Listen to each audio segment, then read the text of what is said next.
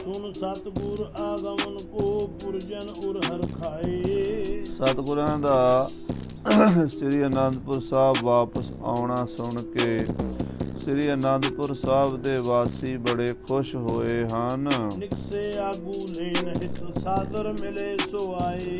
ਮਹਾਰਾਜ ਨੂੰ ਅਗਾਊਂ ਦੀ ਜਾ ਕੇ ਲੈਣ ਵਾਸਤੇ ਸੰਗਤਾਂ ਚੱਲੀਆਂ ਹਨ। ਗੁਰੂ ਘਰ ਦੇ ਮੁਖੀ ਸੇਵਾਦਾਰ ਗੁਰਸਿੱਖ ਚੱਲੇ ਹਨ ਔਰ ਮਹਾਰਾਜ ਦੇ ਲਈ ਫੁੱਲਾਂ ਦੇ ਹਾਰ ਲੈ ਕੇ, ਫੁੱਲਾਂ ਦੀਆਂ ਟੋਕਰੀਆਂ ਲੈ ਕੇ ਵਰਖਾ ਕਰਦੇ ਹੋਏ, ਗੁਰਬਾਣੀ ਦਾ ਸ਼ਬਦ ਕੀਰਤਨ ਕਰਦੇ ਹੋਏ ਗਏ ਹਨ। ਨਿਸ਼ਾਨੀ ਛੰਦ ਲੇਲੇ ਅਨਕ ਅਕੂਰ ਕੋ ਕਰ ਗੁਰਸੋ ਮੇਲਾ। ਮਹਾਰਾਜ ਵਾਸਤੇ ਵਧੀਆ ਭੇਟਾਵਾਂ ਲੈ ਕੇ ਅੱਗੋਂ ਦੀ ਜਾ ਕੇ ਗੁਰੂ ਸਾਹਿਬ ਨੂੰ ਮਿਲੇ ਹਨ। ਦਰਸ਼ਨ ਕੋ ਆਨੰਦ ਲੈ ਕਰ ਜਨਮ ਸੁਹੇਲਾ। ਮਹਾਰਾਜ ਦੇ ਦਰਸ਼ਨਾਂ ਦਾ ਲਾਹਾ ਪ੍ਰਾਪਤ ਕੀਤਾ ਹੈ। ਦਰਸ਼ਨ ਦੇਖਤ ਦੋਖ ਨਸੇ, ਕਬੂ ਨ ਹੋਵੋ ਦ੍ਰਿਸ਼ਟ ਅਗੋਚਰ, ਜੀ ਕੈ ਸੰਗ ਬਸੇ। ਤੇ ਬੜਾ ਹੀ ਮਨ ਪ੍ਰਸੰਨ ਹੋਇਆ, ਆਪਣਾ ਜਨਮ ਸਫਲਾ ਕੀਤਾ ਹੈ। ਧੁਨ ਦੁੰਦੁਭ ਰਣਜੀਤ ਕੀ ਸੁਣ ਗਨ ਆਵਹਿ। ਰਣਜੀਤ ਨਗਾਰੇ ਦੀ ਆਵਾਜ਼ ਜਿੱਥੋਂ ਤੱਕ ਪਹੁੰਚ ਰਹੀ ਹੈ, ਸੁਣ ਕੇ ਲੋਕ ਮਹਾਰਾਜ ਦੇ ਦਰਸ਼ਨਾਂ ਲਈ ਆ ਰਹੇ ਨੇ। ਦੌੜ ਪੁਰ ਪੌਰ ਤਜ ਦਲ ਜੁੱਤ ਦਰਸਾਵੇਂ। ਦੌੜ ਕੇ ਗੁਰੂ ਦੀਆਂ ਫੌਜਾਂ, ਗੁਰੂ ਦੀਆਂ ਸੰਗਤਾਂ, ਗੁਰੂ ਦੇ ਸਿੱਖ ਮਾਈ ਭਾਈ ਦਰਸ਼ਨ ਕਰਦੇ ਨੇ।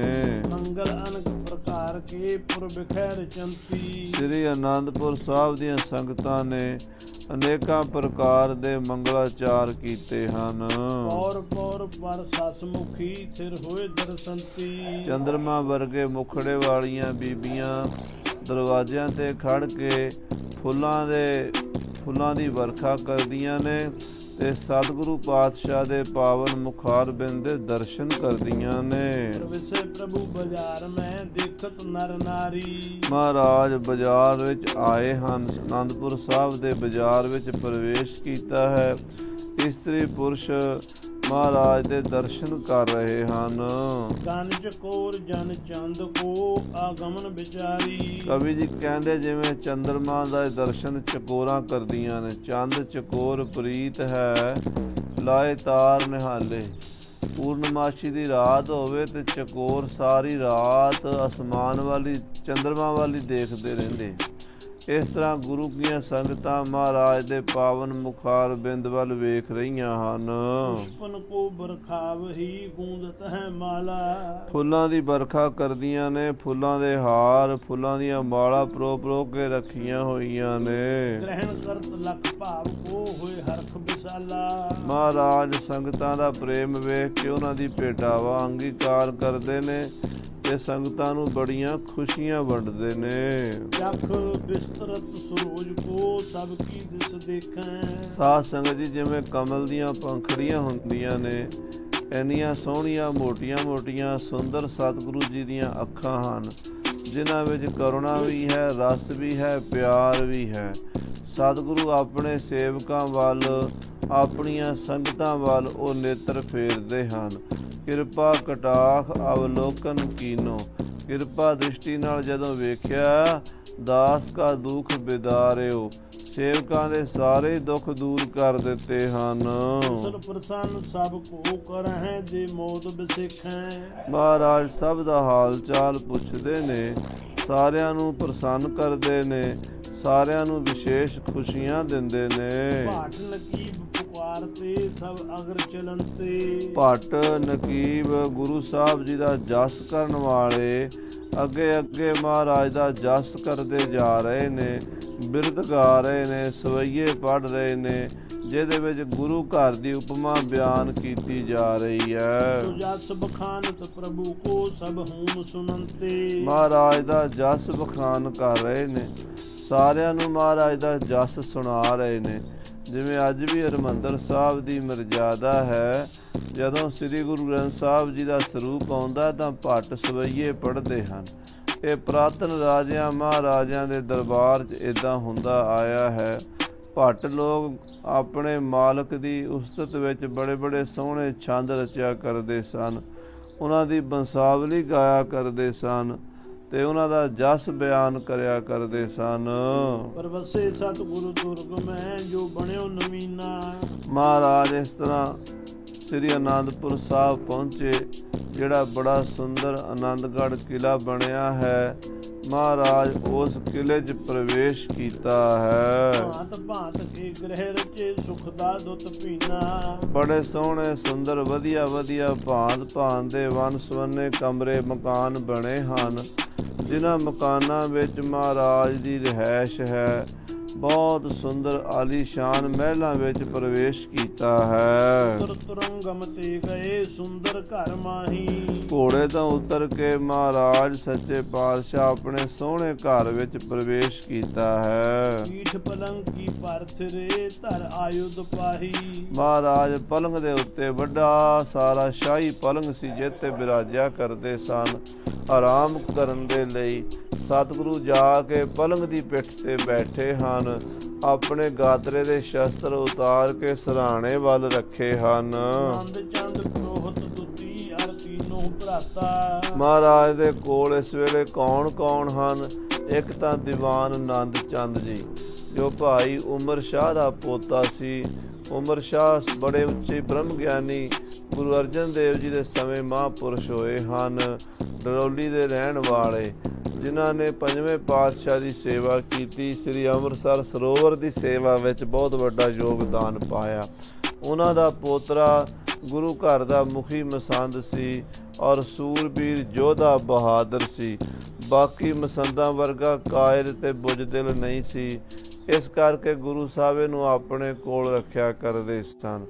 ਤੇ ਪੁਰੋਹਿਤ ਪੰਡਤ ਦਇਆ ਰਾਮ ਜੀ, ਜੋ ਗੁਰੂ ਹਰਗੋਬਿੰਦ ਸਾਹਿਬ ਦੀ ਫੌਜ ਦੇ ਜਰਨੈਲ ਭਾਈ ਜਾਤੀ ਮਲਕ ਜੀ ਸਨ, ਉਹਨਾਂ ਦੇ ਪੁੱਤਰ ਸਨ ਪੰਡਤ ਗੰਗਾ ਰਾਮ ਜੀ, ਦਇਆ ਰਾਮ ਜੀ।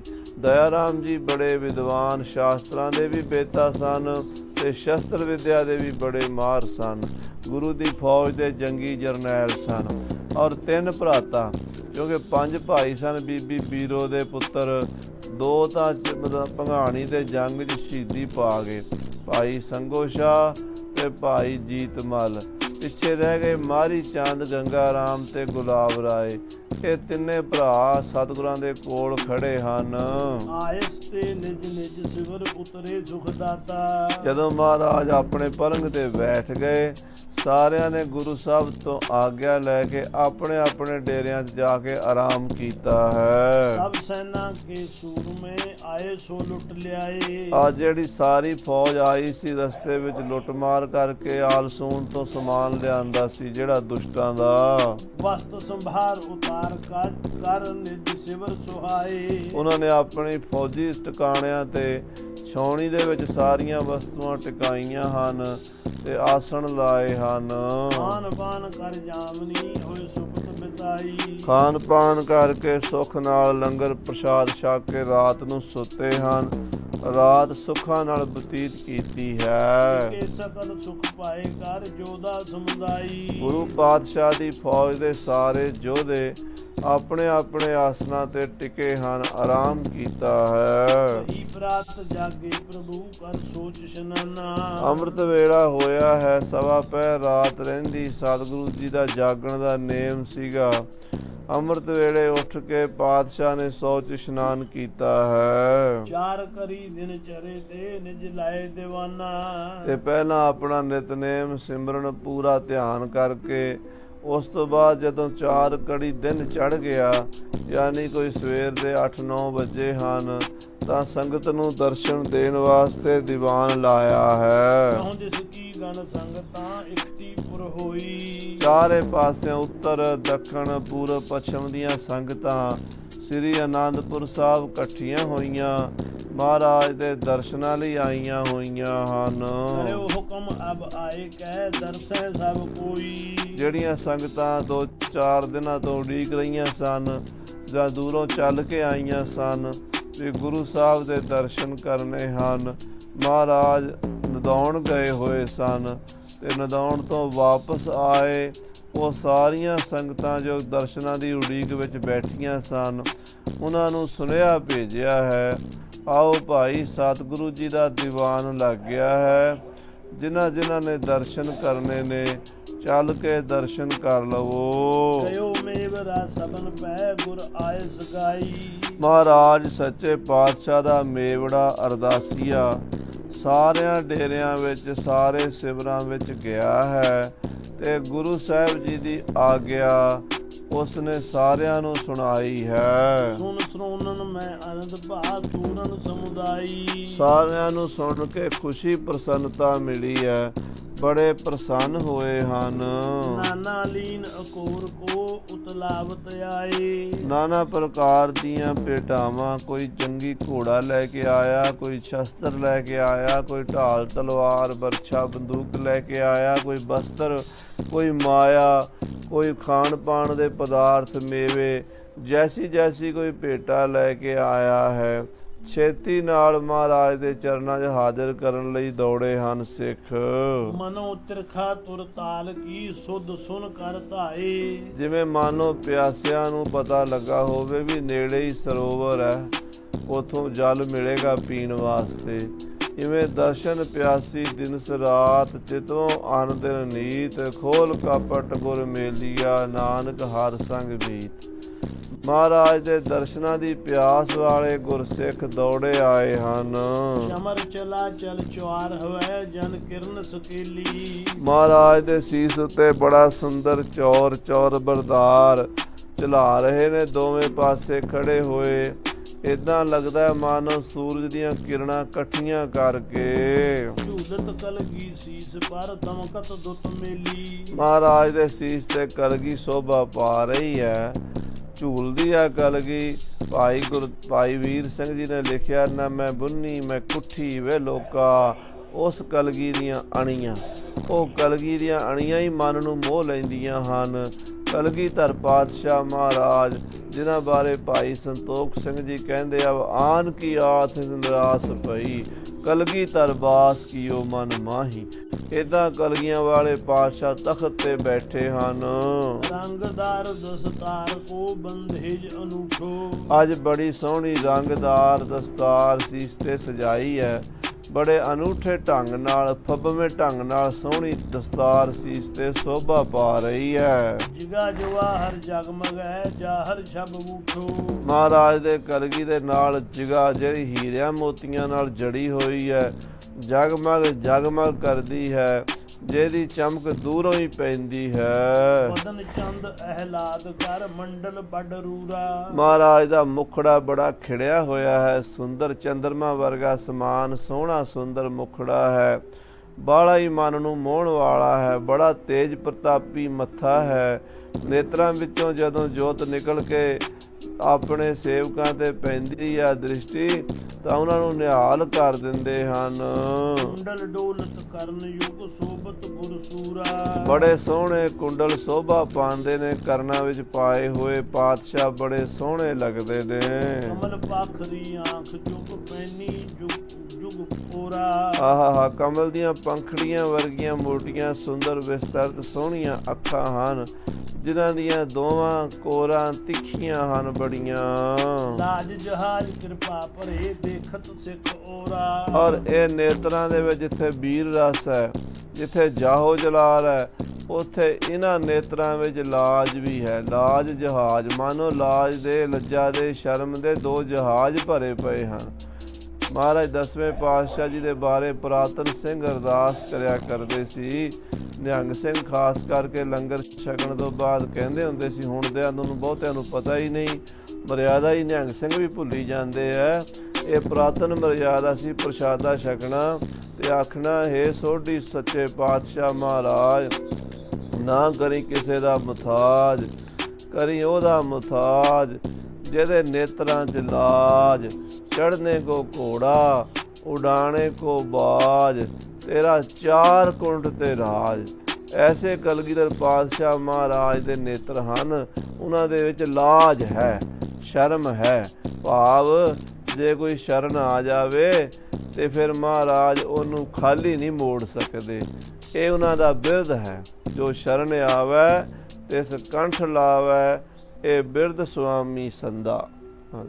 ਸਮਸ ਸਿਆਮ ਸੁੰਦਰ ਗਿਰਦ ਲਗ ਲਗ ਸਮੁਦਾਈ। ਸੋਹਣਾ ਸੁੰਦਰ ਮੁਖੜਾ ਹੈ ਤੇ ਕਾਲੇ ਰੰਗ ਦੀ ਦਾੜੀ ਮਹਾਰਾਜ ਦੇ ਸੁੰਦਰ ਮੁਖੜੇ ਆਲੇ ਦੁਆਲੇ ਛੋਟੀ ਛੋਟੀ ਬੜੀ ਸੋਹਣੀ ਲੱਗਦੀ ਹੈ। सहज सोचिक मन केस शुभ अस उपमा गाई। ਕਵੀ ਜੀ ਕਹਿੰਦੇ ਸਹਿ ਸੁਭਾਅ ਬੜੇ ਸੋਹਣੇ, ਨੇਚਰਲੀ ਕੁਦਰਤੀ ਚੀਕਣੇ ਚੀਕਣੇ ਕੇਸ ਹਨ, ਕਾਲੇ ਕਾਲੇ ਕੇਸ ਹਨ। ਕਵੀ ਜੀ ਕਹਿੰਦੇ ਮੇਰੇ ਮਨ 'ਚ ਇਉਂ ਉਪਮਾ ਆਈ ਹੈ। रतन उडग मुख चंद टिग पसरियो तम जाला।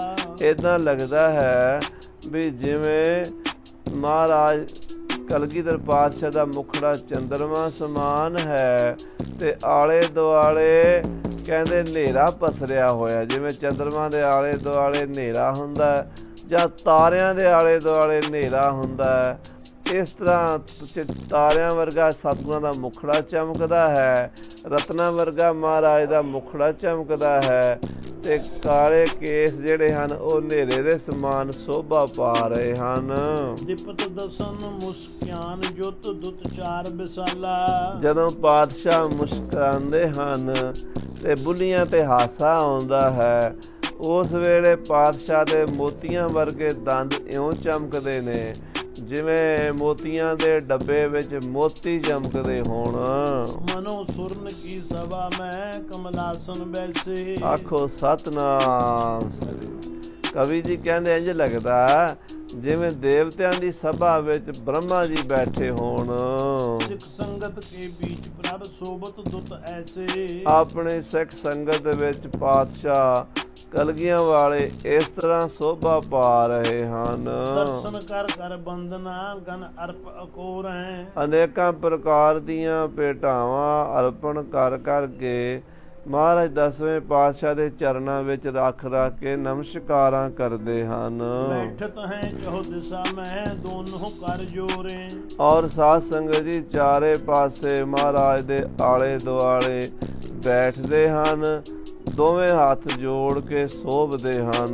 ਜਸ ਜਸ ਧਰ ਧਰ ਭਾਵਨਾ ਸਤਿਗੁਰ ਦਰਸ਼ਨ ਤੇ। ਜੈਸੀ ਜੈਸੀ ਭਾਵਨਾ ਦੇ ਨਾਲ ਮਹਾਰਾਜ ਦੇ ਦਰਸ਼ਨ ਕਰਦੇ ਨੇ, ਕੋਈ ਤਾਂ ਮਹਾਰਾਜ ਕੋਲੋਂ ਮੁਕਤੀ ਮੰਗਣ ਆਇਆ ਹੈ ਤੇ ਕੋਈ ਸੰਸਾਰ ਦੇ ਸੁੱਖ ਮੰਗਣ ਆਇਆ ਹੈ।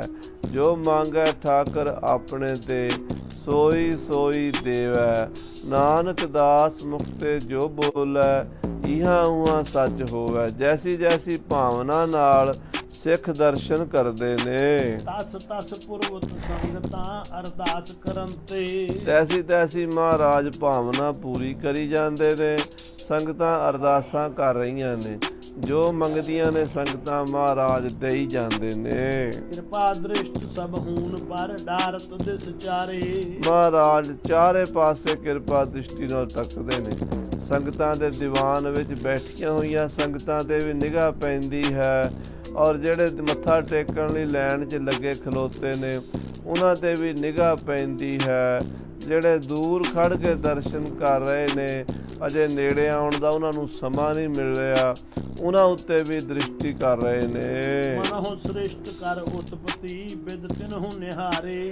ਏਦਾਂ ਲੱਗਦਾ, ਆਖੋ ਸਤਨਾਮ ਸ੍ਰੀ। ਭਾਈ ਸੰਤੋਖ ਸਿੰਘ ਜੀ ਕਵਿਰਾਜ ਇਹੋ ਜਿਹਾ ਰੰਗ ਬੰਨ੍ਹ ਦਿੰਦੇ ਨੇ, ਇਹੋ ਜਿਹੀ ਉੱਚੀ ਅਵਸਥਾ 'ਚ ਉਡਾਰੀ ਮਾਰਦੇ ਨੇ। ਸਾਧ ਸੰਗਤ ਜੀ ਉੱਥੇ ਜਾਣਾ ਬੜਾ ਔਖਾ ਹੈ। ਜਹਾਂ ਨਾ ਪਹੁੰਚੇ ਰਵੀ ਵਾਹ ਪਹੁੰਚੇ ਕਵੀ।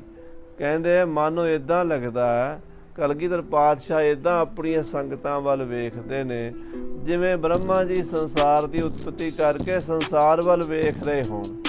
ਜਦੋਂ ਬ੍ਰਹਮਾ ਜੀ ਸੰਸਾਰ ਦੀ ਰਚਨਾ ਕਰ ਦਿੰਦੇ ਨੇ ਤਾਂ ਫਿਰ ਆਪਣੇ ਬਣਾਏ ਹੋਏ ਸੰਸਾਰ ਵੱਲ ਵੇਖੀ ਜਾਂਦੇ ਨੇ। ਇੱਦਾਂ ਸਤਿਗੁਰੂ ਆਪਣੇ ਖਾਲਸੇ ਵੱਲ ਵੇਖ ਰਹੇ ਨੇ, ਆਪਣੀਆਂ ਸੰਗਤਾਂ ਵੱਲ ਵੇਖ ਰਹੇ ਨੇ। ਜਾਮ ਤੇਰੇ ਵਿੱਚ ਸਭਾ ਕੇ ਦਰਸ਼ਨ ਕੋ ਦੀਨਾ। ਇੱਕ ਪੈਰ ਲਗਭਗ 3 ਘੰਟੇ ਸਭਾ ਵਿੱਚ ਬੈਠੇ ਰਹੇ, 3 ਘੰਟੇ ਸੰਗਤਾਂ ਨੂੰ ਦਰਸ਼ਨ ਦਿੱਤੇ ਹਨ। ਕਰ ਨਿਹਾਲ ਤਬ ਸੰਗਤਾਂ ਉਠਬੇ ਮਨ ਕੀਨਾ। ਸੰਗਤਾਂ ਨੂੰ ਨਿਹਾਲ ਕਰਕੇ ਉੱਠਣ ਦੀ ਸੋਚੀ ਹੈ ਵੀ ਉੱਠੀਏ ਹੁਣ। ਆਪਨ ਸਦਨ ਮੈਂ ਪੁੰਨ ਗਏ ਬੈਠੇ ਗੁਣ ਖਾਨੀ। ਫਿਰ ਮਹਾਰਾਜ ਆਪਣੇ ਮਹਿਲਾਂ ਵਿੱਚ ਚਲੇ ਗਏ ਨੇ ਤੇ ਗੁਣਾਂ ਦੀ ਖਾਨ ਸ੍ਰੀ ਗੁਰੂ ਗੋਬਿੰਦ ਸਿੰਘ ਸਾਹਿਬ ਜੀ ਸੱਚੇ ਪਾਤਸ਼ਾਹ ਜੀ ਜਾ ਕੇ ਮਹਿਲਾਂ ਵਿੱਚ ਬੈਠੇ ਨੇ, ਦੀਵਾਨ ਦੀ ਸਮਾਪਤੀ ਕਰ ਗਏ ਨੇ। ਭੋਜਨ ਥਾਰ ਪਰੋਸਿਓ ਆਨਿਓ ਤਿਹ ਥਾਨੀ। ਸੇਵਾਦਾਰਾਂ ਨੇ ਭੋਜਨ ਦਾ ਥਾਲ ਪਰੋਸ ਕੇ ਅੱਗੇ ਲਿਆਂਦਾ ਹੈ, ਚੌਂਕੀ ਤੇ ਧਰਿਆ ਹੈ। ਅਚਿਓ ਸਵਾਦ ਮਨ ਭਾਵ ਤੇ ਛੁੱਧ ਤੇ ਤ੍ਰਿਪਤਾਏ। ਮਹਾਰਾਜ ਨੇ ਬੜਾ ਸਵਾਦਿਸ਼ਟ ਭੋਜਨ, ਮਨ ਭਾਉਂਦਾ ਭੋਜਨ ਬੜੀ ਪ੍ਰਸੰਨਤਾ ਦੇ ਨਾਲ, ਖੁਸ਼ੀ ਦੇ ਨਾਲ ਛਕਿਆ ਹੈ। ਘਰੇ ਦੁਪਹਿਰੇ ਸਤਿਗੁਰੂ ਲੋਚਨ ਅਲਸਾਏ। ਹੁਣ ਦੁਪਹਿਰਾ ਢਲਣ ਲੱਗਾ ਹੈ, 12 ਵੱਜ ਗਏ ਨੇ, ਦੁਪਹਿਰ ਦੇ 1 ਵੱਜ ਗਿਆ ਹੈ। ਹੁਣ ਥੋੜਾ ਆਰਾਮ ਕਰਨ ਲਈ, ਕਿਉਂਕਿ ਸਵਾ ਪਹਿਰ ਰਾਤ ਰਹਿੰਦੀ ਉੱਠ ਪੈਂਦੇ ਸਨ, ਕੁਝ ਸਮਾਂ ਆਰਾਮ ਕਰਨ ਦੀ ਨੇਤਰਾਂ ਵਿੱਚ ਆਲਸ ਆਈ ਹੈ। ਔੜੇ ਮ੍ਰਿਦਲ ਪ੍ਰਿਅੰਕ ਪਰ ਕੁਛ ਕੀਨ ਆਰਾਮੂ। ਔਰ ਸੋਹਣੇ ਪਲੰਗ ਤੇ ਬਿਰਾਜ ਗਏ ਨੇ ਤੇ ਫਿਰ ਕੁਝ ਘੜੀਆਂ ਆਰਾਮ ਕੀਤਾ ਹੈ। ਸਵਾ ਜਾਮ ਦਿਨ ਕੀ ਰਹੇ ਜਾਗੇ ਸੁਖ ਧਾਮੂ। ਤੇ ਫਿਰ ਜਦੋਂ ਸਵਾ ਪਹਿਰ ਦਿਨ ਰਹਿ ਗਿਆ, ਭਾਵ ਸ਼ਾਮ ਦੇ ਕੋਈ 3 3:30 ਵਜੇ ਹਨ, ਪੌਣੇ 4 ਘੰਟੇ ਦਿਨ ਬਾਕੀ ਰਵੇ, ਉਹਨੂੰ ਸਵਾ ਪਹਿਰ ਕਹਿੰਦੇ ਆ। ਯਾਨੀ ਕਿ ਸ਼ਾਮ ਦੇ 2:30 3 ਵਜੇ ਤੋਂ ਬਾਅਦ 4 ਵਜੇ ਦੇ ਪਹਿਲਾਂ ਗੁਰੂ ਸਾਹਿਬ ਜਾਗ ਪਏ ਹਨ। ਗਰੀਬ ਦਾ ਮਨ ਆਦ ਗਨ ਰਗੜੀ ਸਰਦਾਈ। ਸੇਵਾਦਾਰਾਂ ਨੇ ਰਗੜਾ ਲਾਇਆ ਹੈ, ਬਦਾਮ, ਲਾਚੀਆਂ, ਲੌਂਗ, ਇੱਦਾਂ ਦੇ ਸੋਹਣੇ ਸੋਹਣੇ ਪਦਾਰਥ ਪਾ ਕੇ, ਖਸਖਸ ਪਾ ਕੇ ਸਤਿਗੁਰਾਂ ਦੇ ਲਈ ਦੇਗ ਤਿਆਰ ਕੀਤੀ ਹੈ। ਵਿਜਿਆ ਆਦਿਕ ਜਿਹੇ ਅਦਕ ਤਿਸ ਬੀਚ ਕੁਟਾਈ। ਵਿਜਿਆ ਦੇਗ ਜਿਹੜੀ ਹੈ ਸਾਧ ਸੰਗਤ ਦੀ ਸ਼ਹੀਦੀ ਦੇਗ, 5 ਪੱਤੇ ਪਾਣ ਦੀ ਮਰਜ਼ਾਦਾ ਹੈ। ਇਹ ਕੋਈ ਜ਼ਿਆਦਾ ਨਸ਼ਾ ਨਹੀਂ ਕਰਿਆ ਜਾਂਦਾ। ਜਿਹੜੇ ਲੋਕ ਨਸ਼ੇ ਭੰਗੜ ਲੋਕ ਹਨ, ਉਹ ਤਾਂ ਬਹੁਤ ਸੁੱਖਾ ਪੀਂਦੇ ਹਨ, ਪਰ ਜਿਨ੍ਹਾਂ ਮਹਾਂਪੁਰਸ਼ਾਂ ਨੇ ਨਾਮ ਜਪਣਾ ਹੋਵੇ, ਜੰਗ ਯੁੱਧ ਲੜਨਾ ਹੋਵੇ, ਉਹਨਾਂ ਵਾਸਤੇ ਮਰਜ਼ਾਦਾ ਹੈ 5 ਪੱਤਿਆਂ ਦੀ। ਸੋ 5 ਪੱਤੇ ਪਾ ਕੇ ਸ਼ਰਦਾਈ ਰਗੜੀ ਹੈ, ਦੇਗ ਰਗੜੀ ਹੈ। ਪਾਣੀ ਦਾ ਸਨ ਤਿਆਰ ਕਰ ਵਿਖ ਹੁਕਮ ਬਖਾਨਾ। ਮਹਾਰਾਜ ਸੱਚੇ ਪਾਤਸ਼ਾਹ ਲਈ ਦੇਗ ਲੈ ਕੇ ਕਟੋਰਾ ਭਾਈ ਆਲਮ ਸਿੰਘ ਜੀ ਆਏ ਹਨ, ਕਿਉਂਕਿ ਮਹਾਰਾਜ ਦੇ ਗੜਵਈ ਭਾਈ ਆਲਮ ਸਿੰਘ ਜੀ ਸਨ। ਤੇ ਆ ਕੇ ਸਤਿਗੁਰੂ ਜੀ ਨੂੰ, ਸੱਚੇ ਪਾਤਸ਼ਾਹ ਜੀ ਨੂੰ ਪੜੋ, ਕਹਿੰਦੇ ਮਹਾਰਾਜ ਸੱਚੇ ਪਾਤਸ਼ਾਹ ਜੀ ਹੁਕਮ ਦਿੱਤਾ ਹੈ। ਹੁਤੀ ਅਫੀਮ ਵਿਦੇਸ਼ ਕੀ ਜਿਸ ਅਮਲ ਮਹਾਨਾ। ਛਤਰਧਾਰਾ ਸਾਧ ਸੰਗਤ ਜੀ ਜਿਹੜਾ ਵਿਦੇਸ਼ ਵਿੱਚੋਂ ਆਇਆ ਸੀ, ਉਹ ਮਹਾਰਾਜ ਜੀ ਨੂੰ ਛਕਾਇਆ ਹੈ। ਬਹੁਤ ਤਾਰੀਫ ਸਿੱਖ ਨੇ ਕਰੀ ਸੋ ਕੋ ਸਮਝਾਰਾ। ਸਿੱਖ ਨੇ ਉਹਦੀ ਬੜੀ ਤਾਰੀਫ ਕੀਤੀ ਹੈ। ਸਾਧ ਸੰਗਤ ਜੀ ਅੱਜ ਕੱਲ੍ਹ ਲੋਕ ਇਹਨਾਂ ਪਦਾਰਥਾਂ ਨੂੰ ਨਸ਼ੇ ਲਈ ਵਰਤਦੇ ਹਨ। ਉਸ ਵੇਲੇ ਇਹ ਦਵਾਈ ਹੁੰਦੀ ਸੀ। ਜੰਗਾਂ ਯੁੱਧਾਂ ਦੇ ਵਿੱਚ ਸੂਰਮੇ ਜਦੋਂ ਲੜਦੇ ਸਨ, ਸੱਟਾਂ ਲੱਗਦੀਆਂ, ਗੋਲੀਆਂ ਲੱਗਦੀਆਂ, ਤੀਰ ਲੱਗਦੇ ਸਨ, ਤਾਂ ਅੱਜ ਕੱਲ੍ਹ ਵਰਗੇ ਉਸ ਮਾਰਫੀਆ ਦੇ ਟੀਕੇ ਨਹੀਂ ਸਨ। ਅੱਜ ਕੱਲ੍ਹ ਵੀ ਫੌਜ ਦੇ ਵਿੱਚ ਜਦੋਂ ਕੋਈ ਸਿਪਾਹੀ ਜੰਗ ਨੂੰ ਜਾਂਦਾ, ਉਹਨੂੰ ਮਾਰਫੀਆ ਦੇ 2 ਟੀਕੇ ਦਿੱਤੇ ਜਾਂਦੇ ਹਨ। ਉਹ ਅਫੀਮ ਦੇ ਬਣੇ ਹੁੰਦੇ ਹਨ। ਭਾਵ ਜਦੋਂ ਸੱਟ ਲੱਗ ਜਾਏ, ਗੋਲੀ ਲੱਗ ਜਾਏ, ਤੀਰ ਲੱਗ ਜਾਏ, ਤੇ ਉਹ ਫਿਰ ਉਸ ਵੇਲੇ ਆਪਣੇ ਸਰੀਰ ਨੂੰ ਕਾਇਮ ਕਰਕੇ ਟਿਕਾਣੇ ਤੇ ਪਹੁੰਚ ਸਕੇ। ਇਹਨੂੰ ਜੇ ਕੋਈ ਨਸ਼ੇ ਲਈ ਕਰੇ, ਕੋਈ ਵੀ ਚੀਜ਼ ਹੈ ਦੁਨੀਆ ਦੀ, ਉਹਦੇ 2 ਪੱਖ ਹੁੰਦੇ ਹਨ। ਸਤਿਗੁਰੂ ਬਾਣੀ 'ਚ ਲਿਖਦੇ, ਸੰਸਾਰ ਬਿਰਖ ਕੋ 2 ਫਲ ਲਾਏ, ਬਿਖ ਅੰਮ੍ਰਿਤ ਕਰਤਾਰ ਉਪਾਏ। ਸੰਸਾਰ ਰੂਪੀ ਬੂਟੇ ਨੂੰ ਪ੍ਰਮਾਤਮਾ ਨੇ 2 ਤਰ੍ਹਾਂ ਦੇ ਫਲ ਲਾਏ ਹੋਏ ਨੇ, ਜ਼ਹਿਰ ਵੀ ਲਾਇਆ ਹੋਇਆ ਤੇ ਅੰਮ੍ਰਿਤ ਵੀ ਲਾਇਆ ਹੋਇਆ। ਗੁਰੂ ਨਾਨਕ ਦੇਵ ਜੀ ਮਹਾਰਾਜ ਨੇ ਇੱਕ ਕੌਤਕ ਕਰਕੇ ਦਿਖਾਇਆ ਸੀ ਸਿੱਧਾਂ ਨੂੰ। ਇੱਕ ਪਾਸੇ ਰੀਠੇ ਮਿੱਠੇ ਸੀ, ਇੱਕ ਪਾਸੇ ਕੌੜੇ ਸੀ। ਜਿੱਧਰ ਨਾਮ ਦਾ ਪ੍ਰਤਾਪ ਸੀ, ਜਿੱਧਰ ਸਤਿਗੁਰੂ ਬੈਠੇ ਕੀਰਤਨ ਕਰ ਰਹੇ ਸਨ, ਉਹ ਕੌੜੇ ਰੀਠੇ ਮਿੱਠੇ ਹੋ ਗਏ। ਤੇ ਜਿੱਧਰ ਨਾਮ ਬਾਣੀ ਦਾ ਪ੍ਰਤਾਪ ਨਹੀਂ ਸੀ, ਕੇਵਲ ਰਿੱਧੀਆਂ ਸਿੱਧੀਆਂ ਤੇ ਮੈਂ ਮੇਰੀ ਦਾ ਹੰਕਾਰ ਹੀ ਬੋਲਦਾ ਸੀ, ਉਧਰ ਰੀਠੇ ਕੌੜੇ ਰਹਿ ਗਏ। ਸੱਚੇ ਪਾਤਸ਼ਾਹ ਨੇ ਦੱਸਿਆ ਵੀ ਸੰਸਾਰ 'ਚ ਹਰ ਚੀਜ਼ ਦੇ ਨੈਗੇਟਿਵ ਤੇ ਪੋਜ਼ਿਟਿਵ ਪੱਖ ਹੁੰਦੇ ਹਨ। ਉਹੀ ਚੀਜ਼ ਜ਼ਹਿਰ ਬਣ ਜਾਂਦੀ ਹੈ ਜੇ ਗਲਤ ਤਰੀਕੇ ਨਾਲ ਖਾਈ ਜਾਵੇ, ਤੇ ਉਸੇ ਜ਼ਹਿਰ ਦੇ ਵਿੱਚੋਂ ਦਵਾਈ ਬਣ ਜਾਂਦੀ ਜੇ ਸਹੀ ਤਰੀਕੇ ਨਾਲ ਵਰਤੀ ਜਾਵੇ। ਸੋ ਮਹਾਰਾਜ ਸੱਚੇ ਪਾਤਸ਼ਾਹ ਦੇ ਸਮੇਂ ਇਹ ਚੀਜ਼ਾਂ ਦਵਾਈ ਵਜੋਂ ਵਰਤੀਆਂ ਜਾਂਦੀਆਂ ਸਨ, ਸੂਰਮਿਆਂ ਦਾ ਉਤਸ਼ਾਹ ਵਧਾਉਂਦੀਆਂ ਸਨ। ਅੱਜ ਕੱਲ੍ਹ ਅਮਲੀ ਲੋਕ ਖਾ ਕੇ ਮੂੰਹ 'ਚ ਮੱਖੀਆਂ ਪੈਂਦੀਆਂ ਰਹਿੰਦੀਆਂ, ਡਿੱਗੇ ਰਹਿੰਦੇ ਆ, ਉਹਨਾਂ ਦੀ ਵਾਰਤਾ ਹੋਰ ਹੈ। ਇਸ ਕਰਕੇ ਸ਼ੰਕਾ ਨਹੀਂ ਕਰਨਾ ਆਪਣੇ ਗ੍ਰੰਥਾਂ ਦੇ ਉੱਤੇ। ਜਿੰਨੇ ਵੀ ਆਪਣੇ ਪੁਰਾਤਨ ਗ੍ਰੰਥ ਨੇ, ਉਹਨਾਂ ਵਿੱਚ ਇਹ ਬਚਨ ਆਉਂਦੇ ਹਨ। ਨਿੰਦਕ ਲੋਕ ਨਿੰਦਾ ਕਰਦੇ ਹਨ। ਅਸਲ ਵਿੱਚ ਜਦੋਂ ਅੰਗਰੇਜ਼ਾਂ ਨੇ ਸਾਧ ਸੰਗਤ ਜੀ ਪੰਜਾਬ ਹਿੰਦੁਸਤਾਨ 'ਤੇ ਕਬਜ਼ਾ ਕੀਤਾ, ਉਹਨਾਂ ਨੇ ਆਪਣੀਆਂ ਦਵਾਈਆਂ ਵੇਚਣੀਆਂ ਸੀ, ਐਲੋਪੈਥੀ। ਕੰਪਨੀਆਂ ਖੋਲ੍ਹਣੀਆਂ ਸਨ ਤੇ ਆ ਜਿਹੜੀਆਂ ਦੇਸੀ ਦਵਾਈਆਂ ਪਿੰਡਾਂ ਘਰਾਂ 'ਚ ਹੁੰਦੀਆਂ ਸੀ, ਆਯੁਰਵੈਦਿਕ ਦਵਾਈਆਂ, ਇਹਨਾਂ ਨੂੰ ਬੰਦ ਕਰਵਾਉਣਾ ਸੀ। ਇਸ ਕਰਕੇ ਉਹਨਾਂ ਨੇ ਇਹ ਸਭ ਤੋਂ ਜਿਹੜੀ ਛੇਤੀ ਅਸਰ ਕਰਨ ਵਾਲੀ ਦਵਾਈ ਸੀ, ਜਿਵੇਂ ਅੱਜ ਕੱਲ੍ਹ ਕੋਈ ਗੋਲੀ ਖਾਈਏ ਮਹੀਨਾ ਖਾਂਦੇ ਰਹੀਏ ਤਾਂ ਅਸਰ ਹੁੰਦਾ, ਤੇ ਕਈ ਵਾਰੀ ਕੋਈ ਇਹੋ ਜਿਹਾ ਐਮਰਜੈਂਸੀ ਹੁੰਦੀ ਵੀ ਨਾਲ ਦੀ ਨਾਲ ਬੰਦਾ ਚਾਹੁੰਦਾ ਮੇਰਾ ਦਰਦ ਠੀਕ ਹੋਵੇ, ਮੇਰੇ ਕੋਲੋਂ ਇੰਨਾ ਸਮਾਂ ਨਹੀਂ ਉਡੀਕਿਆ ਜਾਣਾ, ਉਹਦੇ ਲਈ ਫਿਰ ਇਹ ਸ਼ਤਰ ਧਾਰਾ ਹੋ ਗਿਆ, ਦੇਗ ਹੋ ਗਈ, ਇਹ ਹੋਇਆ ਕਰਦਾ ਸੀ। ਜੇ ਕਿਸੇ ਦਾ ਆਪਰੇਸ਼ਨ ਕਰਨਾ, ਚੀਰ ਫਾੜ ਕਰਨੀ, ਉਹਨੂੰ ਦੇਗ ਛਕਾ ਦਿੰਦੇ ਸਨ ਤੇ ਉਹਦਾ ਫਿਰ ਹੱਡੀ ਹੁੱਡੀ ਟੁੱਟੀ ਹੋਵੇ ਜੋੜ ਬੰਨ੍ਹ ਦਿੰਦੇ ਸਨ, ਉਹਨੂੰ ਪੀੜ ਨਹੀਂ ਸੀ ਹੁੰਦੀ। ਇਸ ਕਰਕੇ ਸਤਿਗੁਰੂ ਜੀ ਆਪਣੇ ਖਜ਼ਾਨੇ 'ਚ ਵਸਤੂਆਂ ਰੱਖਿਆ ਕਰਦੇ ਸਨ, ਅਮਲੀਆਂ ਦੀ ਤਰ੍ਹਾਂ ਨਹੀਂ ਬਲਕਿ ਕਿ ਵੈਦਾਂ ਦੇ ਡਾਕਟਰਾਂ ਦੀ ਤਰ੍ਹਾਂ। ਹਾਂਜੀ, ਆਨੋ ਇਹ ਨਿਕਾਸ ਕਰ ਜਿਸ ਅਮਲ ਕਰਾਰਾ। ਮਹਾਰਾਜ ਕਹਿੰਦੇ ਇਹੋ ਜਿਹੀ ਦੇਗ ਕੱਢ ਕੇ ਲਿਆਓ, ਇਹੋ ਜਿਹਾ ਛਤਰ ਤਾਰਾ ਲਿਆਓ ਜਿਹੜਾ ਬੜਾ ਤੇਜ਼ ਕਰਾਰਾ ਹੋਵੇ। ਕੋਸ਼ਪ ਢਿੱਗ ਸੇਵਕ ਗਿਓ ਸਭ ਬਾਤ ਜਨਾਈ। ਖਜ਼ਾਨਚੀ ਦੇ ਕੋਲ ਸੇਵਾਦਾਰ ਗਿਆ ਹੈ, ਉਹਨੇ ਦੱਸਿਆ ਮਹਾਰਾਜ ਸਾਹਿਬ ਜੀ ਛਤਰ ਧਾਰਾ ਮੰਗਾ ਰਹੇ ਹਨ। ਕਹਿ ਕਰ ਪਤੇ ਵਿਦੇਸ਼ ਕੇ ਤਿਸ ਛਿਨ ਨਿਕਸਾਈ। ਜਿਹੜੇ ਵਿਦੇਸ਼ ਤੋਂ ਬੜੇ ਕੀਮਤੀ ਵਧੀਆ ਕਿਸਮ ਦਾ ਛਤਰ ਧਾਰਾ ਸੀ ਉਹ ਮੰਗਵਾਇਆ ਹੈ। ਮਹਾਰਾਜ ਦੇ ਕੋਲ ਲਿਆ ਕੇ ਰੱਖੀ ਹੈ ਤੇ ਸਾਧ ਸੰਗਤ ਜੀ ਮਹਾਰਾਜ ਨੇ ਵੇਖੀ ਹੈ। ਵੈਰੰਚਕ ਪਰਮਾਨ ਸਮ ਅੰਗਰੀਨ ਸੁਧਾਰੀ। ਤੇ ਮਹਾਰਾਜ ਨੇ 2 ਰੱਤੀ ਭਰ ਉਹਦੇ ਵਿੱਚੋਂ ਲਿਆ ਹੈ। ਗੁਲਕਾ ਕਰ ਧਰ ਧਰੀ ਲੈ ਬਹੁਤ ਕਟੋਰਾ। ਔਰ ਫਿਰ ਉਹ ਲੈ ਕੇ ਹੱਥ ਤੇ ਰੱਖੀ ਹੈ ਤੇ ਦੇਗ ਦਾ ਕਟੋਰਾ ਹੱਥ ਵਿੱਚ ਫੜਿਆ ਹੈ। ਕਰਿਓ ਪਾਨ ਸੁਖਾ ਤਬੇ ਹਿਤ ਮਾਦਕ ਜੋਰਾ। ਤੇ ਉਹ ਦੋਵਾਂ ਨੂੰ ਰਲਾ ਕੇ ਛਕਿਆ ਹੈ ਸੱਚੇ ਪਾਤਸ਼ਾਹ ਜੀ ਨੇ। ਬਾਬਾ ਖਾਏ ਅਫੀਮ ਕੋ ਪੁਨ ਸੋਚ ਇਸ਼ਨਾਨੇ। ਔਰ ਫਿਰ ਇਸ ਤਰ੍ਹਾਂ ਛਤਰ ਧਾਰਾ ਤੇ ਦੇਗ ਛਕ ਕੇ ਸੋਚ ਇਸ਼ਨਾਨ ਨੂੰ ਗਏ ਹਨ। ਸਭ ਕੇ ਲਾਗੇ ਖਾਨ ਨਿਤ ਦਿਨ ਪ੍ਰਤ ਅਧਕਾਨੇ। ਉਸ ਤੋਂ ਫਿਰ ਮਹਾਰਾਜ ਛਕਣ ਲੱਗ ਪਏ ਹਨ, ਕਿਉਂਕਿ ਜੰਗਾਂ ਵਿੱਚ ਜੋ ਰਹਿਣਾ ਹਰ ਵੇਲੇ ਤਿਆਰ ਬਰ ਤਿਆਰ ਰਹਿਣਾ, ਢਿੱਲਾ ਪਹਿਰਾ ਨਹੀਂ ਰੱਖਣਾ। ਅੱਜ ਕੱਲ੍ਹ ਜਿਹੜੇ ਸਾਡੇ ਵਰਗੇ ਢਿੱਲੇ ਪਹਿਰੇ ਵਾਲੇ ਹਨ, ਜੇ ਉਹ ਛਕਣਗੇ ਤਾਂ ਉਹਨਾਂ ਨੂੰ ਇਹ ਖਰਾਬ ਕਰੇਗੀ।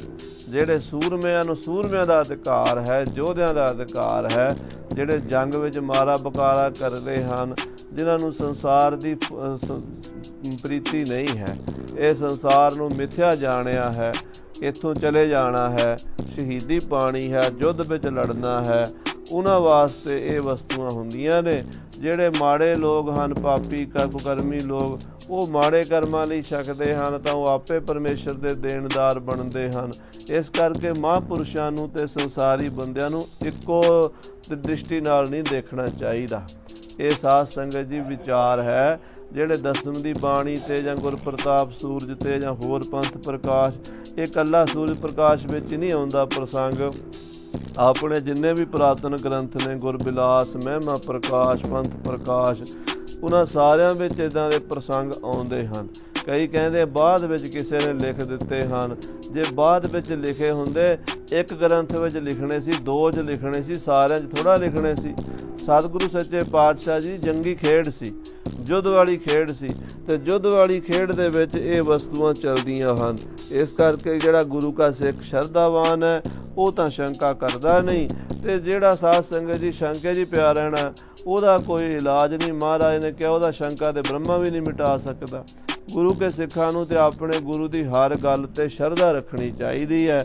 ਇਸ ਤਰ੍ਹਾਂ ਭਾਈ ਸਾਹਿਬ ਜੀ ਲਿਖਦੇ ਹਨ ਵੀ ਗੁਰੂ ਘਰ ਵਿੱਚ ਸੂਰਬੀਰਾਂ ਵਾਸਤੇ, ਸਾਰਿਆਂ ਵਾਸਤੇ ਨਹੀਂ। ਦੇਖੋ ਭਾਈ ਸੰਤੋਖ ਸਿੰਘ ਜੀ ਨੇ ਕਥਾ ਲਿਖੀ ਹੈ, ਇਹ ਵਸਤੂਆਂ ਜਿਹੜੀਆਂ ਹਨ ਜੰਗੀ ਸਮੇਂ ਵਾਸਤੇ ਵਰਤੀਆਂ ਗਈਆਂ, ਜਾਂ 6ਵੇਂ ਪਾਤਸ਼ਾਹ ਦੇ ਸਮੇਂ ਜਾਂ 10ਵੇਂ ਪਾਤਸ਼ਾਹ ਦੇ ਸਮੇਂ। ਬਾਕੀ ਗੁਰੂ ਸਾਹਿਬਾਂ ਦੀ ਇਤਿਹਾਸ ਕਿਉਂ ਨਹੀਂ ਕਥਾ ਲਿਖ ਦਿੱਤੀ ਹੈ। ਜੇ ਕਵੀਰਾਜ ਭਾਈ ਸੰਤੋਖ ਸਿੰਘ ਜੀ ਤੇ ਆਹ ਸ਼ੰਕਾਵਾਦੀ ਲੋਕ ਇਲਜ਼ਾਮ ਲਾਉਂਦੇ ਆ ਵੀ ਉਹ ਆਪ ਛਕਦੇ ਸੀ ਤਾਂ ਗੁਰੂਆਂ ਵਾਸਤੇ ਲਿਖ ਦਿੱਤੀ। ਜੇ ਆਪ ਛਕਦੇ ਹੁੰਦੇ ਤੇ ਫਿਰ ਤੇ ਸਾਰਿਆਂ ਨੂੰ ਹੀ ਲਿਖ ਦਿੰਦੇ। ਨਹੀਂ, ਉਹ ਸਾਧੂ ਪੁਰਸ਼ ਸਨ, ਉਹ ਨਹੀਂ ਸਨ ਛਕਿਆ ਕਰਦੇ। ਉਹਦਾ ਸਿਰਫ ਜੋ ਵਾਕਿਆਤ ਅਸਲੀਅਤ ਵਿੱਚ ਵਰਤਾਰਾ ਸੀ ਉਹ ਉਹਨਾਂ ਨੇ ਲਿਖਿਆ ਹੈ, ਤੇ ਨਾਲੇ ਵੀ ਲਿਖਿਆ ਹੈ ਵੀ ਜਿਹਦਾ ਅਧਿਕਾਰ ਨਹੀਂ ਹੈ, ਜਿਹੜਾ ਗ੍ਰਸਤੀ ਹੈ, ਘਰ 'ਚ ਰਹਿੰਦਾ ਹੈ, ਕੰਮਕਾਰ ਕਰਦਾ ਹੈ, ਨਾਮ ਜਪਦਾ ਹੈ, ਜਿਹਨੇ ਜੰਗ ਯੁੱਧ ਨਹੀਂ ਕਰਨਾ ਉਹ ਇਹ ਨਾ ਛਕੇ। ਰਹਿਤਨਾਮਿਆਂ ਵਿੱਚ ਵੀ ਭਾਈ ਸਾਹਿਬ ਨੇ ਗੁਰਪ੍ਰਤਾਪ ਸੂਰਜ ਵਿੱਚ ਵੀ ਲਿਖਿਆ, ਮਧਰਾ ਦਹਿਤਾ ਸਪਤ ਕੁਲ ਭੰਗ ਦਹਿ ਤਨ ਏਕ, ਜਗਤ ਝੂਠ ਸੋ ਕੁਲ ਦਹੈ ਨਿੰਦਾ ਦਹੈ ਅਨੇਕ। ਇਹਦਾ ਮਤਲਬ ਹੈ ਸ਼ਰਾਬ ਪੀਣ ਵਾਲੇ ਦੀਆਂ 7 ਕੁਲਾਂ ਨਾਸ ਹੋ ਜਾਂਦੀਆਂ, ਭੰਗ ਪੀਣ ਵਾਲੇ ਦਾ ਸਰੀਰ ਨਾਸ ਹੋ ਜਾਂਦਾ ਹੈ, ਜਗਤ ਝੂਠ ਤਮਾਕੂ ਪੀਣ ਵਾਲੇ ਦੀਆਂ 100 ਕੁਲਾਂ ਨਾਸ ਹੋ ਜਾਂਦੀਆਂ ਨੇ, ਤੇ ਨਿੰਦਾ ਕਰਨ ਵਾਲੇ ਦੀਆਂ ਲੱਖਾਂ ਕੁਲਾਂ ਹੀ ਨਾਸ ਹੋ ਜਾਂਦੀਆਂ ਨੇ। ਸੋ ਸਾਧ ਸੰਗਤ ਜੀ, ਜਿਹੜੇ ਅੱਜ ਨਿੰਦਾ ਕਰਦੇ ਨੇ ਉਹ ਵੀ ਹਿਸਾਬ ਲਾ ਲੈਣ ਵੀ ਅਸੀਂ ਤਾਂ ਭੰਗ ਪੀਣ ਵਾਲਿਆਂ ਤੋਂ ਵੀ ਮਾੜੇ, ਅਸੀਂ ਫੀਮਚੀਆਂ ਤੋਂ ਵੀ ਮਾੜੇ, ਅਸੀਂ ਸ਼ਰਾਬੀਆਂ ਤੋਂ ਵੀ ਮਾੜੇ, ਕਿਉਂਕਿ ਸਾਡੀਆਂ ਤੇ ਲੱਖਾਂ ਕੁਲਾਂ ਨਾਸ ਹੋ ਜਾਣੀਆਂ ਨੇ। ਨਿੰਦਾ ਨਹੀਂ ਕਰਨੀ। ਗੁਰੂ ਸਾਹਿਬ ਸੱਚੇ ਪਾਤਸ਼ਾਹ ਜੀ ਮਹਾਰਾਜ ਦਾ ਇਹ ਵਰਤਾਰਾ ਹੈ। ਚਿਤਕ ਦਿਓਸ ਬੀਤੇ ਜਬੈ ਇੱਕ ਦਿਨ ਤਬ ਆਈ। ਇੱਕ ਦਿਨ ਦਾ ਬਚਨ ਹੈ, ਕੁਝ ਦਿਨ ਸਮਾਂ ਕੁਝ ਜਦੋਂ ਬੀਤ ਗਿਆ। ਪਤ ਵਰਤਾ ਜੀਤੋ ਸੁਬ੍ਰਿਤ ਲੱਜਾ ਅਧਿਕਾਈ। ਮਾਤਾ ਜੀਤੋ ਜੀ ਬੜੇ ਹੀ ਪਤੀ ਵਰਤਾ, ਨਾਮ ਜਪਣ ਵਾਲੀ ਆਤਮਾ, ਹਰ ਵੇਲੇ ਭਗਤੀ ਵਿੱਚ ਲੀਨ ਰਹਿਣ ਵਾਲੇ ਮਾਤਾ ਜੀ ਆਪਣੇ ਪਤੀ ਗੁਰਦੇਵ ਦੇ ਚਰਨਾਂ 'ਚ ਹਾਜ਼ਰ ਹੋਏ ਹਨ। ਪਤ ਕੋ ਪਾਏ ਇਕਾਂਤ ਮੈਂ ਕਰ ਜੋਰ ਖਰੀ ਹੈ। ਆਪਣੇ ਪਤੀ ਜੀ ਨੂੰ ਇਕਾਂਤ ਵਿੱਚ ਪਾਇਆ ਬੈਠਿਆ ਜਾਣ ਕੇ ਹੱਥ ਜੋੜ ਕੇ ਖਲੋ ਗਏ ਹਨ। ਆਪਣੀ ਖਨਤ ਅੰਗੂਠ ਪਗ ਤਹਿ ਦ੍ਰਿਸ਼ਟ ਕਰੀ ਹੈ। ਔਰ ਆਪਣੇ ਚਰਨਾਂ ਦੇ ਨਾਲ ਮਾਤਾ ਜੀ ਧਰਤੀ ਤੇ ਅੰਗੂਠਾ ਜਿਹੜਾ ਹੈ ਉਹ ਲਾ ਰਹੇ ਹਨ, ਦ੍ਰਿਸ਼ਟੀ ਨੇਤਰ ਥੱਲੇ ਕੀਤੇ ਹੋਏ ਹਨ ਲੱਜਾ ਦੇ ਸਹਿਤ। ਚਿਤ ਮੈਂ ਦ੍ਰਿੜ ਮੂਰਤ ਬਸੈ ਨਹਿ ਸਮੁਖ ਬਿਲੋਕੈ। ਮਹਾਰਾਜ ਦਾ ਸਰੂਪ ਮਾਤਾ ਜੀ ਤੋਂ ਜਿਹਦੇ ਹਿਰਦੇ 'ਚ ਵਸਦਾ ਹੈ, ਇਸ ਕਰਕੇ ਸਾਹਮਣੇ ਦਰਸ਼ਨ ਨਹੀਂ ਕਰ ਰਹੇ। ਜਿਹੜੀ ਮੂਰਤ ਬਾਹਰ ਹੈ ਉਹ ਆਪਣੇ ਹਿਰਦੇ 'ਚ ਦੇਖ ਰਹੇ ਹਨ। ਇਹ ਬੜੀ ਉੱਚ ਅਵਸਥਾ ਪਤੀ ਵਰਤਾ ਦੀ ਹੁੰਦੀ ਹੈ, ਜਿੱਥੇ ਸਾਧ ਸੰਗਤ ਜੀ ਉਹ ਆਪਣੇ ਪਤੀ ਦੇ ਸਾਹਮਣੇ ਨੇਤਰ ਨੀਵੇਂ ਕਰਕੇ ਰੱਖਦੀ ਹੈ ਔਰ ਆਪਣੇ ਪਤੀ ਦੇ ਸਰੂਪ ਨੂੰ ਆਪਣੇ ਹਿਰਦੇ 'ਚ ਵੇਖ ਰਹੀ ਹੁੰਦੀ ਹੈ। ਧੰਨ ਮਾਤਾ ਜੀਤੋ ਜੀ ਇਸ ਤਰ੍ਹਾਂ ਆਪਣੇ ਪਤੀ ਦੇਵ ਸਤਿਗੁਰੂ ਸਾਹਿਬ ਕਲਗੀਧਰ ਜੀ ਮਹਾਰਾਜ ਦੇ ਸੂਖਮ ਸਰੂਪ ਦੇ ਦਰਸ਼ਨ ਕਰ ਰਹੀ ਹੈ। ਐਂਜ ਪ੍ਰੇਮ ਕੀ ਏਕ ਦਿਸ ਦੂਜੇ ਲਜ ਰੋਕੈ। ਆਹਾ, ਇੱਕ ਪਾਸੇ ਤੇ ਪ੍ਰੇਮ ਦੀ ਖਿੱਚ ਹੈ ਤੇ ਦੂਜੇ ਪਾਸੇ ਲੱਜਾ ਉਹ ਰੋਕ ਰਹੀ ਹੈ। ਵੱਡ ਭਾਗਣ ਜਗ ਮਾਤ ਇਮ ਗੁਰ ਕੀ ਪਟਰਾਣੀ। ਆਹਾ, ਵੱਡ ਭਾਗਣ ਵੱਡੇ ਭਾਗਾਂ ਵਾਲੀ ਜਗ ਮਾਤ ਸਾਰੀ ਦੁਨੀਆ ਦੀ ਮਾਂ ਮਾਤਾ ਜੀਤੋ ਤੇ ਗੁਰੂ ਦੀ ਪਟਰਾਣੀ ਹੈ। ਭਾਵ ਪਹਿਲਾਂ ਵਿਆਹ ਮਾਤਾ ਜੀਤੋ ਜੀ ਨਾਲ ਹੋਇਆ, ਬਾਅਦ ਵਿੱਚ ਮਾਤਾ ਸੁੰਦਰੀ ਜੀ ਨਾਲ ਹੋਇਆ। ਮਾਤਾ ਜੀਤੋ ਜੀ ਦੀ ਕੁੱਖ ਤੋਂ ਸਾਹਿਬਜ਼ਾਦਾ ਬਾਅਦ ਵਿੱਚ ਹੋਇਆ ਤੇ ਮਾਤਾ ਸੁੰਦਰੀ ਜੀ ਦੀ ਕੁੱਖ ਤੋਂ ਸਾਹਿਬਜ਼ਾਦਾ ਪਹਿਲਾਂ ਹੋਇਆ ਬਾਬਾ ਜੀਤ ਸਿੰਘ। ਇਹ ਮਹਾਰਾਜ ਦੀ ਵੱਡੀ ਪਟਰਾਣੀ ਮਾਤਾ ਜੀਤੋ ਖੜੀ ਹੈ। ਮ੍ਰਿਦਲ ਸੁਸ਼ੀਲਾ ਗੁਣ ਨਿੰਦਾ ਸੁਭ ਮਤ ਮੈਂ ਸਿਆਣੀ। ਕਵੀ ਜੀ ਕਹਿੰਦੇ ਬੜਾ ਕੋਮਲ ਸੁਭਾਅ ਹੈ, ਸੁਸ਼ੀਲ ਸੁਭਾਅ ਹੈ, ਗੁਣ ਨਿਦਾ। ਮਾਤਾ ਜੀ ਗੁਣਾਂ ਦੇ ਖਜ਼ਾਨੇ ਹਨ, ਹਰ ਪੱਖ ਤੋਂ ਪੂਰੇ ਹਨ। ਪ੍ਰਭੂ ਕਿਰਪਾਲ ਬਿਲੋਕਕਾਰ ਫਿਰ ਨਿਮਰ ਬਿਸਾਲਾ। ਮਹਾਰਾਜ ਸੱਚੇ ਪਾਤਸ਼ਾਹ ਕਿਰਪਾਲੂ ਸ੍ਰੀ ਗੁਰੂ ਗੋਬਿੰਦ ਸਿੰਘ ਸਾਹਿਬ ਅੰਤਰਜਾਮੀ ਹਨ। ਘਟ ਘਟ ਕੇ ਅੰਤਰ ਕੀ ਜਾਣਤ, ਭਲੇ ਬੁਰੇ ਕੀ ਪੀਰ ਪਛਾਨਤ। ਮਹਾਰਾਜ ਨੇ ਮਾਤਾ ਜੀ ਵੱਲ ਵੇਖਿਆ ਹੈ। ਜਾਨ ਕਾਮਨਾ ਮਾਨ ਮਨ ਬੋਲੇ ਤਿਸ ਕਾਲਾ। ਆਪਣੀ ਧਰਮ ਪਤਨੀ ਦੀ ਕਾਮਨਾ ਨੂੰ ਜਾਣ ਗਏ ਹਨ, ਉਹਨਾਂ ਦੇ ਮਨ ਦੀ ਇੱਛਾ ਨੂੰ ਜਾਣ ਗਏ ਹਨ ਤੇ ਸਤਿਗੁਰੂ ਕਲਗੀਧਰ ਮਾਤਾ ਜੀਤੋ ਜੀ ਨੂੰ ਮੁਖਾਤਬ ਹੋ ਕੇ ਇਉਂ ਬੋਲੇ ਹਨ।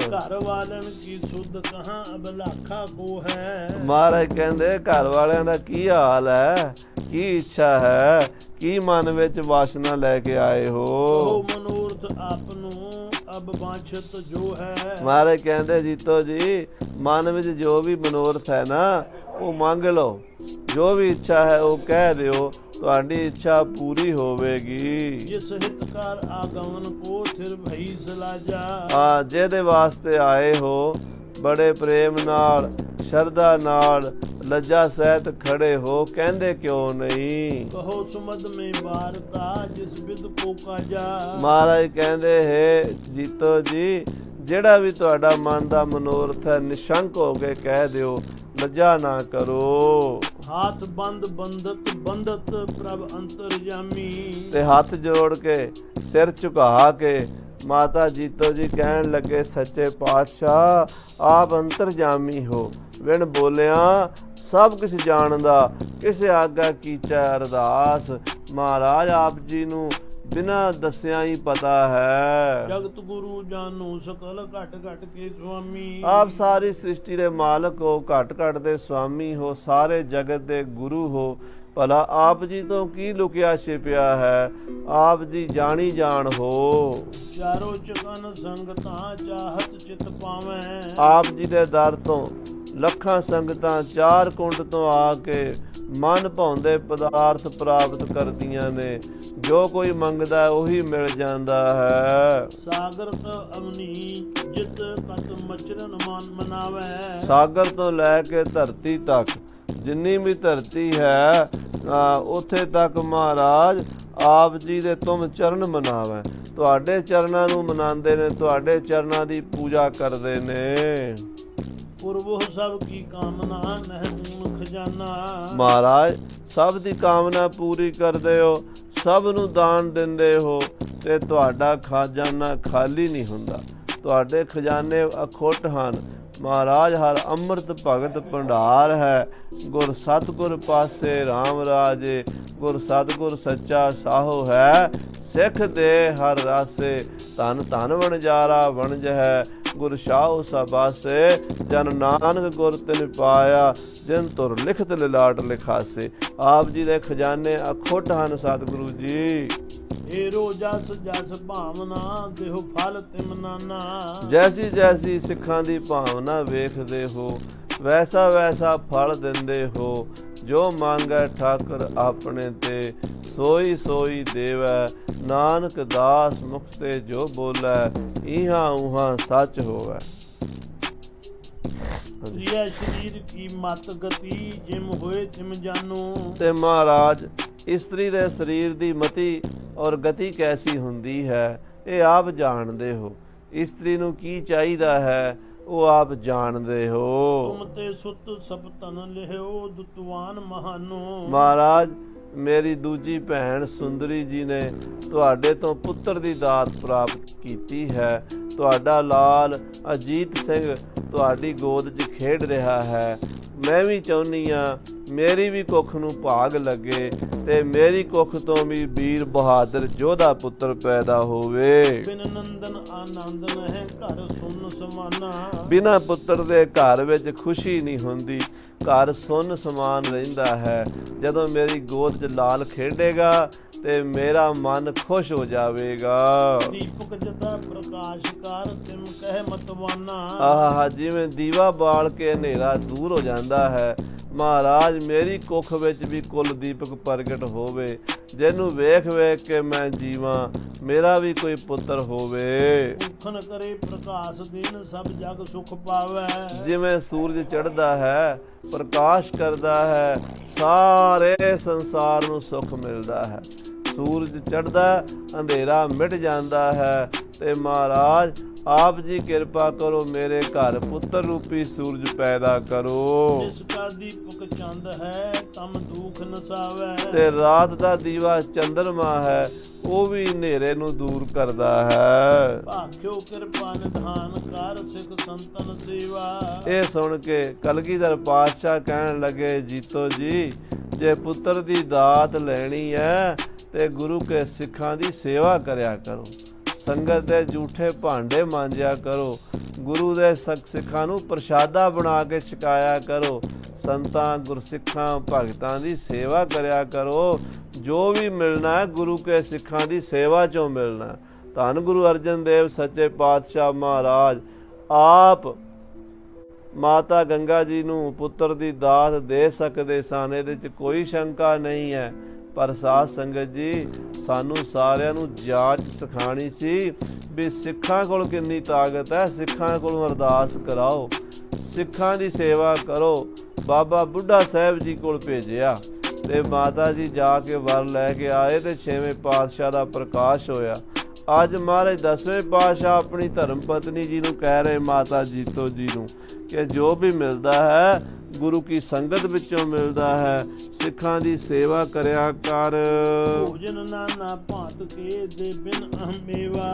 ਨਾਨਾ ਪ੍ਰਕਾਰ ਦੇ ਭੋਜਨ ਬਣਾ ਕੇ ਖੀਰ ਕੜਾਹ ਪੂੜੀਆਂ ਦਾਲਾਂ ਸਬਜ਼ੀਆਂ ਵਧੀਆ ਤੋਂ ਵਧੀਆ ਸੰਗਤ ਨੂੰ ਛਕਾਇਆ ਕਰ।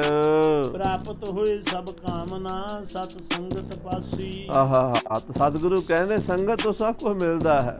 ਪ੍ਰਾਪਤ ਹੋਏ ਸਭ ਕਾਮਨਾ, ਸਾਰੀਆਂ ਕਾਮਨਾਵਾਂ ਪੂਰੀਆਂ ਹੁੰਦੀਆਂ ਸੰਗਤ ਦੇ ਕੋਲੋਂ।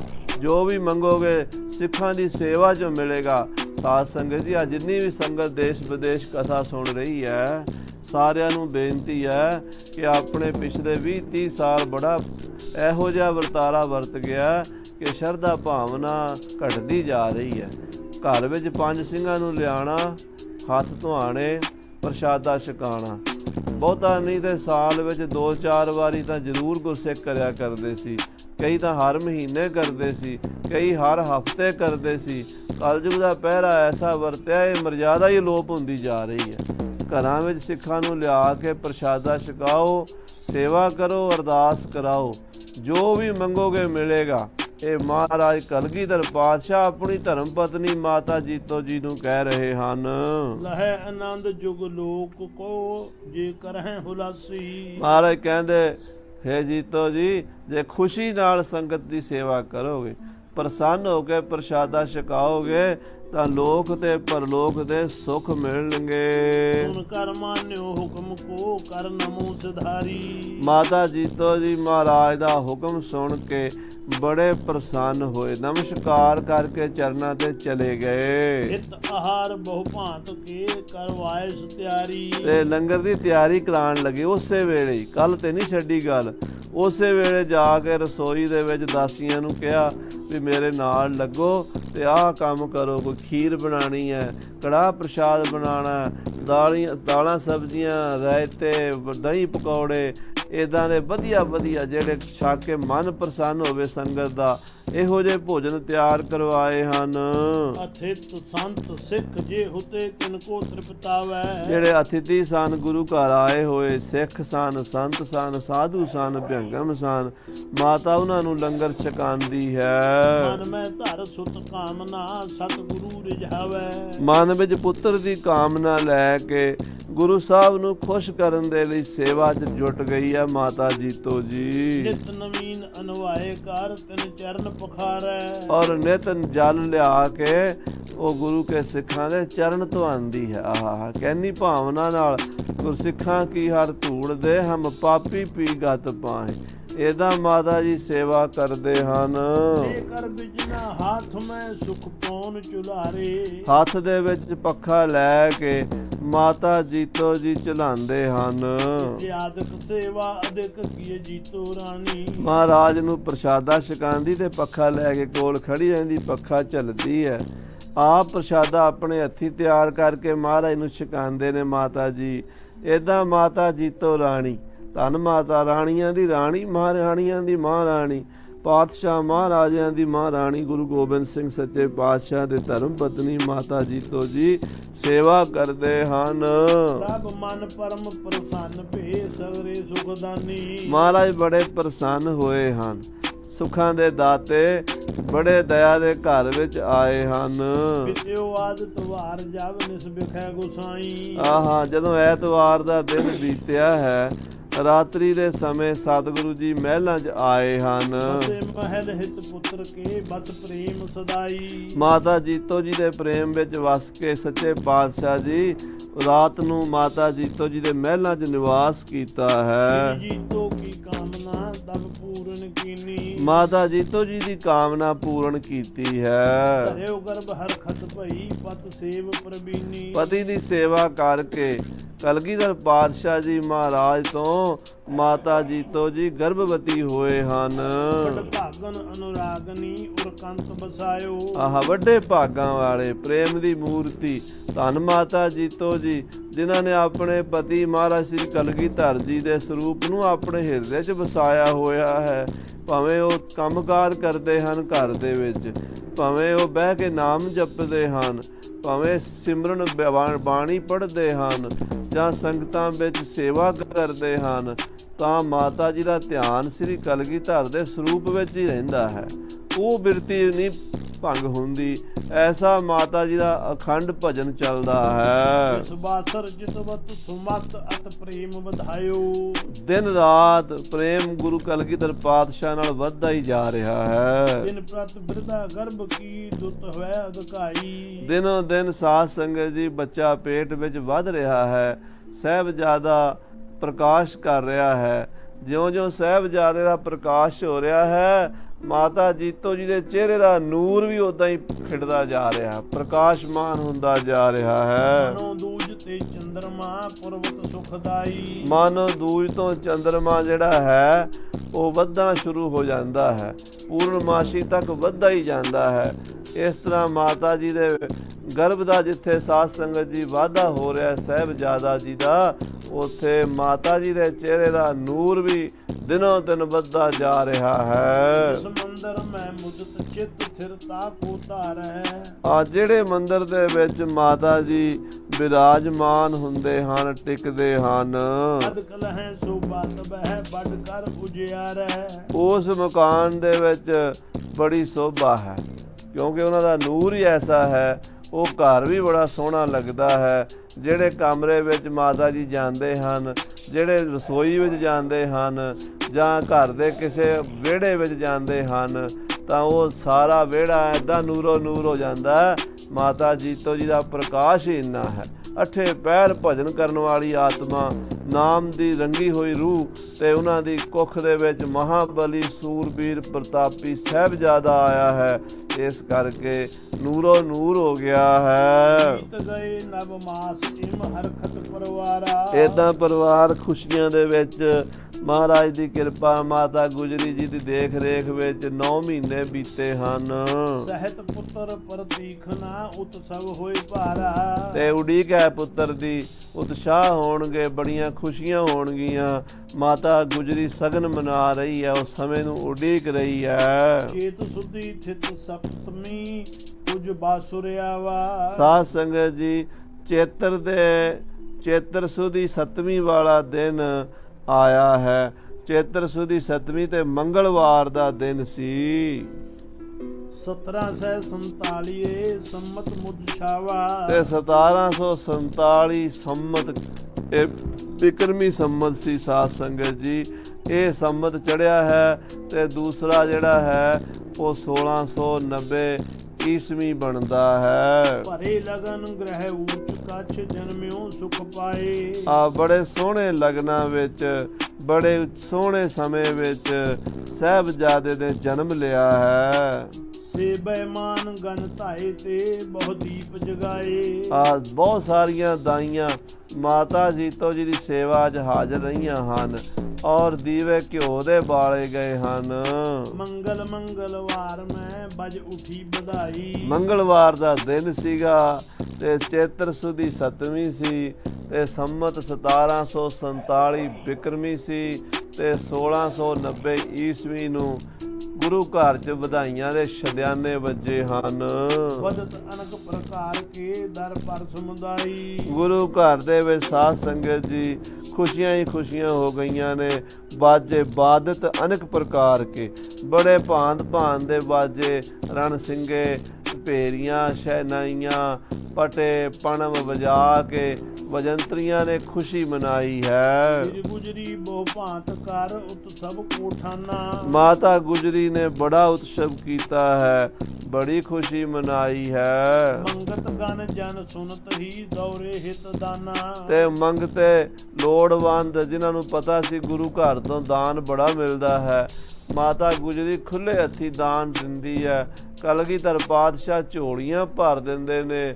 ਬੜੀਆਂ ਆਸਾਂ ਉਮੀਦਾਂ ਲੈ ਕੇ ਮੰਗਤੇ ਸ੍ਰੀ ਅਨੰਦਪੁਰ ਸਾਹਿਬ ਆ ਗਏ ਨੇ। ਭਈ ਭੀੜ ਵੱਡ ਪੌਰ ਪਰ ਧਨ ਭਾਏ ਉਦਾਰਾ। ਬੜੀ ਭੀੜ ਗੁਰੂ ਘਰ ਦੇ ਦਰਵਾਜ਼ੇ ਤੇ ਹੋਈ ਹੈ, ਧਨ ਦੀ ਵਰਖਾ ਹੀ ਹੋ ਗਈ ਹੈ। ਚਿਰੰਜੀਵ ਗੁਰਪੁੱਤਰ ਹੋਏ ਸਭ ਬਾਖ ਉਚਾਰਾ। ਗੁਰੂ ਦਾ ਪੁੱਤਰ ਵੱਡੀਆਂ ਉਮਰਾਂ ਵਾਲਾ ਹੋਵੇ, ਸਾਰਿਆਂ ਨੇ ਅਸੀਸਾਂ ਦਿੱਤੀਆਂ ਹਨ। ਕਲਗੀਧਰ ਕੇ ਨਿਕਟ ਭਾਵੈ ਮਨ ਭਾਇਓ। ਇਧਰ ਕਲਗੀਧਰ ਪਾਤਸ਼ਾਹ ਮਨ ਭਾਉਂਦਾ ਦਾਨ ਗਰੀਬਾਂ, ਲੋੜਵੰਦਾਂ, ਮੰਗਤਿਆਂ ਨੂੰ, ਢਾਡੀਆਂ ਨੂੰ, ਰਾਗੀਆਂ ਨੂੰ, ਕਵੀਆਂ ਨੂੰ, ਗੁਣੀਆਂ ਨੂੰ ਦੇ ਰਹੇ ਹਨ।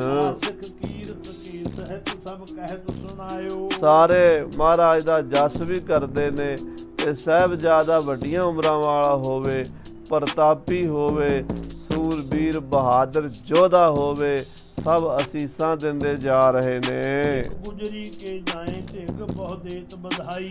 ਇੱਕ ਮਾਤਾ ਗੁਜਰੀ ਕੋਲ ਜਾ ਕੇ ਵਧਾਈਆਂ ਦਿੰਦੇ, ਮਾਤਾ ਜੀ ਵਧਾਈ ਤੁਹਾਨੂੰ ਪੋਤਰੇ ਦੀ ਦਾਤ ਮਿਲੀ ਹੈ, ਸਾਡੇ ਗਰੀਬਾਂ ਦੀ ਝੋਲੀ ਭਰੋ। ਹਰਤ ਦੂਰ ਬਾ ਅਰਪ ਕਰ ਪ੍ਰਾਪਤ ਮਨ ਭਾਈ। ਗਰੀਬ ਲੋਕ ਹਰੇ ਰੰਗ ਦਾ ਦੂਬੜਾ ਘਾਹ ਲੈ ਕੇ ਨਾ ਉਹ ਦਿੰਦੇ, ਉਹਦਾ ਮਤਲਬ ਹੁੰਦਾ ਵੀ ਤੁਹਾਡਾ ਘਰ ਹਰਾ ਭਰਾ ਰਵੇ।